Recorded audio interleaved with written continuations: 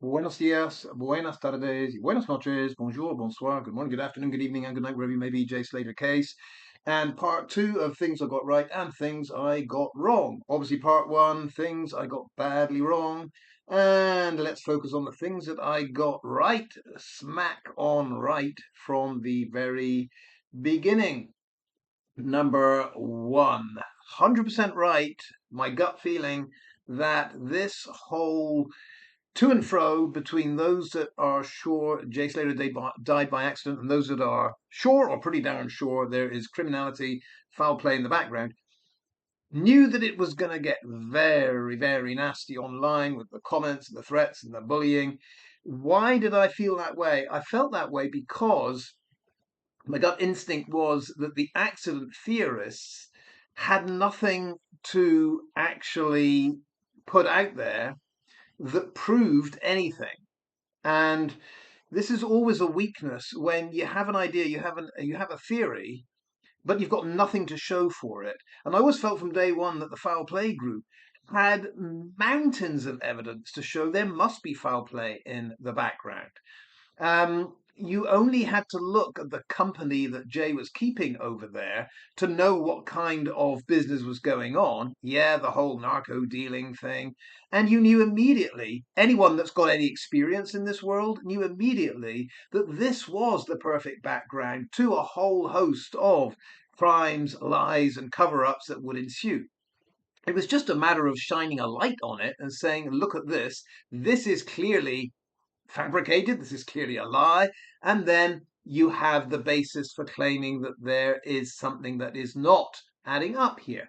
The accident group never had any of that. I mean, for example, we'll give a very simple example. There are hundreds of examples, but one very simple example is the whole GoFundMe statement. The accident group could never, and to this day can't answer why it was that Lucy May Gregory Law decided to write all that stuff and just make it all up. And when they can't get to a point of explaining why that makes sense, why all those lies are in there, the only thing the accident group people have is, well, they can ignore all the opposite and counter arguments, but that would require them leaving social media and just not responding. Or they can try to bully, threaten, and intimidate to silence the other side to make their own side look reasonably coherent in its arguments. But it doesn't really work. I think we've all seen that. And that's why to this day, you won't get anyone in the accident group saying, I have spoken to Lucy or I've spoken to Ivor, and this is the reason that GoFundMe is full of all those lies. That will never happen because it can't be explained away. The simple explanation of why Lucy May Gregory Law lied in that GoFundMe, she's covering up what happened to Jay, or what she suspects happened to Jay, or the part of what happened to Jay that she knows about. Lucy has a boss. Surprise, surprise. Nearly everyone in the world does have a boss. Lucy has a boss. Lucy can only react to what her boss is telling her and guiding her and which strings are being pulled here. So at the end of the day, what I got right was that this battle between Jay Slater died purely by accident, Jay Slater died because there's criminality in the background. I knew this battle would get very, very heated and nasty because I could see that one side, the accident side, could only resort to threats, bullying, intimidation, nastiness in order to somehow justify what they would like the world to believe was a credible position, but it's not credible. So, yeah, patting myself on the back today, patting myself on the back that as soon as I entered this fray, I knew it would get very, very personal, very nasty. I never imagined the bar would go that low to an individual, a particular individual, a woman of color, being targeted so racially, viciously, nastily by one Jane Elliott. I never thought it would get that bad. So, in that sense, I got the degree of nastiness and abuse that would follow. I got that wrong. But now that I've seen how very, very low the likes of Elliot and Kaz and Thomas and the rest of them can go, then I've kind of redrawn the parameters and I now assume that it can only get horrendously worse. But as I say, yeah, I got it right from day one, knew it was going to be nasty, and entered this ready for the battle to ensue. Another thing I got right, I did know very, very early on that whatever happened in this case, there would be a rump group, a solid core base of dissenting voices, those that have said effectively, it doesn't matter what the authorities say, whatever version they come out with, whatever spiel they give us, whatever blah, blah, blah we're forced to listen to, whatever they say, there's that rump group that said, I'm not going to believe it because my common sense tells me that the criminality, the foul play in the background is the best explanation of what happened to Jay Slater. And because of that group of dissenting voices that will not change how they see this case, and rightfully so, because there is nothing out there that disproves what they are saying, I knew there would always be an audience, there would always be a group that would want to comment together, there would always be a community, and it is a community. It's people that share this notion, and they will never, never change their view simply because, not because there's an impossibility of evidence coming forward. It's because you can see, if you've got any degree of sense, you can see that the key players have lied. And the only explanation for them lying throughout is because they're covering up what really happened to Jay. If it were all an accident, there's nothing to cover up and no one has to lie about anything. It really is that simple. And this nonsense about, well, they could be lying because they don't want to mention their narco activity. What narco activity? Who in the accident group is prepared to come out and say, well, there's obviously narco activity out there? Who's going to be brave enough to say that? Let's have a watch and have a listen. Sluggy keeps saying, no drugs, nothing to see here. Who is going to say, oh, come on, in the accident group, who's going to say, well, obviously they're dealing in the substances, aren't they? But that's not the reason why they've lied. I mean, take a simple example. Lucy May Gregory Law says she was woken at 8:30 from a phone call from Jay. She knows very well that that phone call was from Brandon. Why lie about it? Well, if it's a lie to cover up what the narco activity is, how does replacing the name Jay with Brandon, or replacing the name Brandon with Jay, do anything to help Lucy hide the fact she might be involved in some narco activity? It doesn't. So my point is lie after lie after lie after lie you can put under the microscope and say, this lie doesn't change anything to do with what business Lucy might be up to. It's a lie for other reasons. It's a lie to cover up what happened to Jay. Again, happy to challenge any accident group member to come forward, make a video, contest what I'm saying, and say, here's an example of a lie, and it's a lie that was made because it is connected with what the so-called friends were doing over there in Tenerife. But number two, got it right. We will always have our community of dissenting voices that will never accept the bullshit we've been fed. Number three that I got right, I did say on day one, wasn't the only one, but I did say on day one, this whole Jay's Law nonsense would end up being a total fiasco. I said the number of signatures would be very, very low. I said those in Debbie Duncan's home constituency would not rally behind this. I said that it would not even get to a parliamentary debate. It would fail, fail, fail. And I just wish for their own, I don't know, sense of pride and dignity. I just wish the likes of Sluggy and Debbie and Sarah Smith and Chris Pennington and Kaz Alice, I just wish they'd listened to those people that know something about how politics work. When we were all saying it can't happen, it just isn't going to be passed. There isn't anything in this proposal that is going to be adopted or adapted in Parliament so that it becomes law.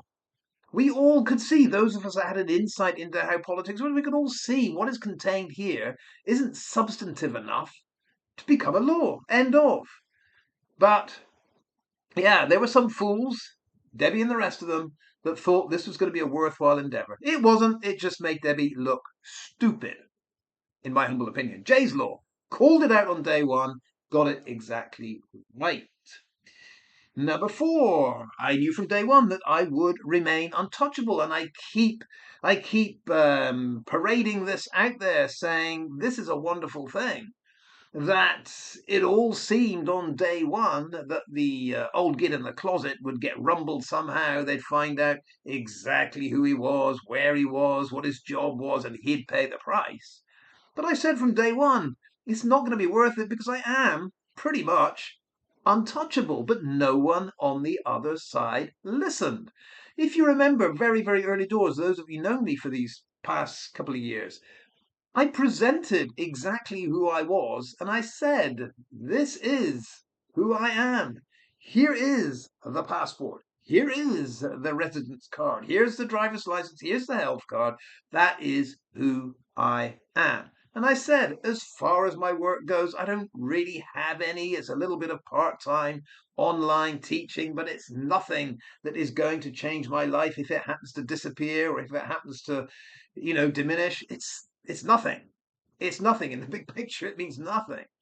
I said, you may well find out that there's a boss here, that the boss there, but it isn't going to change anything if I just happen to walk away from any employment tomorrow. But people didn't listen. They got absolutely fixated on the fact that the guy is now going to be, what was Thomas's word, penniless because he doesn't have a job. Well, I told you the truth. It didn't matter. Of course, it doesn't matter. I wouldn't have said it if it mattered. But anyway, that was one truth that was very, very hard for the accent group to ever accept. I said it was nomadic. And there was great excitement, of course, when Luggy got a French address. But when I saw the 04 phone number, I was like, well, the 04 phone number is a fixed phone. Yeah, it's a French fixed phone number, 04. I've never had a fixed phone in my life. Ever. Ever. In my youth in the UK, I remember going with 50p coins, maybe some of you remember doing this, to a call box.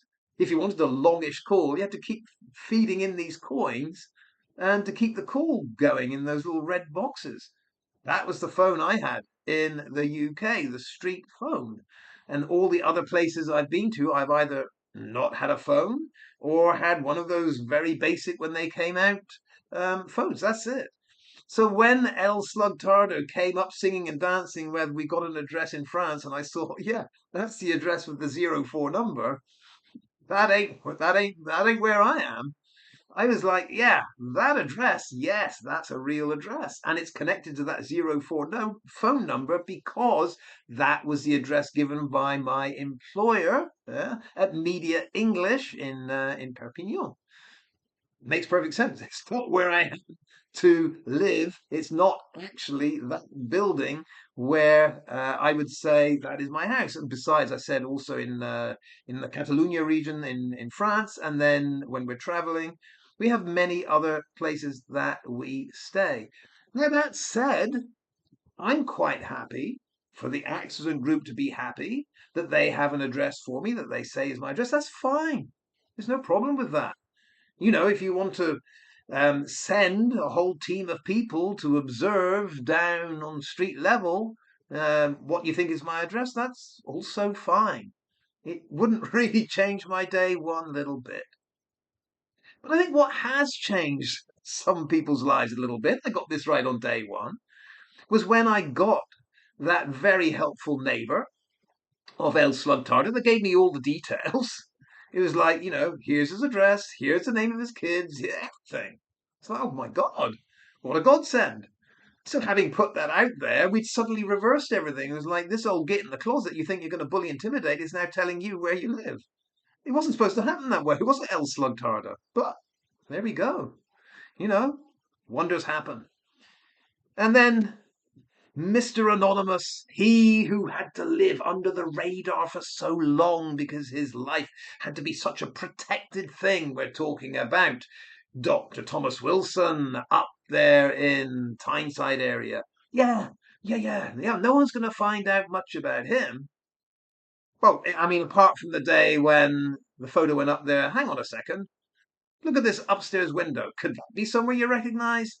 I'm just saying, some of us figured out from day one that any damage that could be done from knowing where I am is absolutely minimal from the shame, the embarrassment, the humiliation of the old git in the closet saying, actually, I know exactly where you are.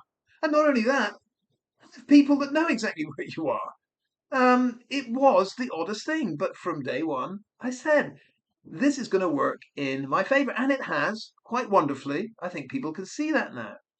Number five, um, I knew that I would be stereotyped. I got that right. And I deliberately played on that. I played on the, I'm a geek. I live in a closet. I'm penniless. I don't have anything to do but speak into my laptop and give my opinions. Yeah, that was the stereotype I engineered. I put that out there and I was happy for that to be accepted.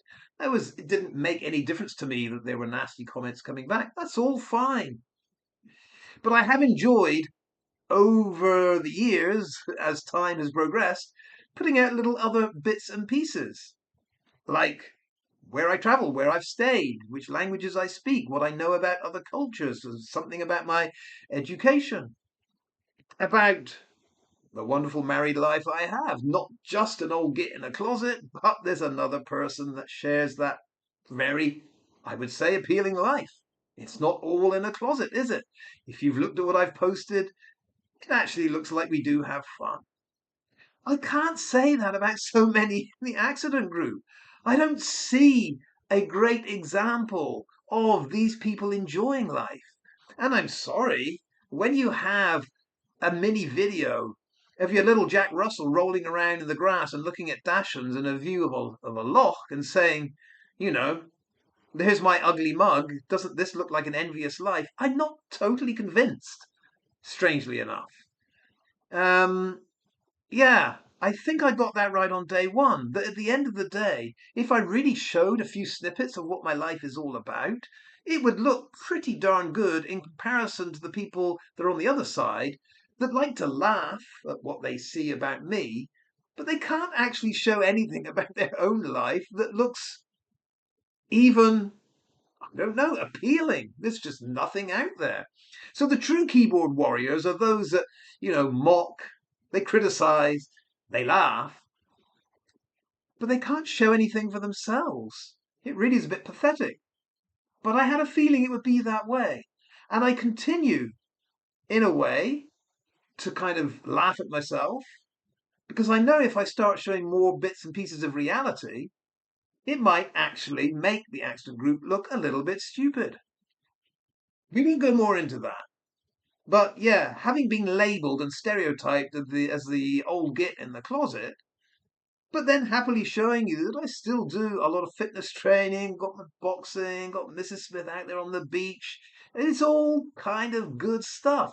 And it is all very, very distant from being sat in the closet. But I knew from day one there were bits and pieces that would surprise people. I'll put up the karaoke video next if you'd like. No, I won't do that. But there are other bits and pieces that would tell you I'm not just what the accident group told you I was in week one.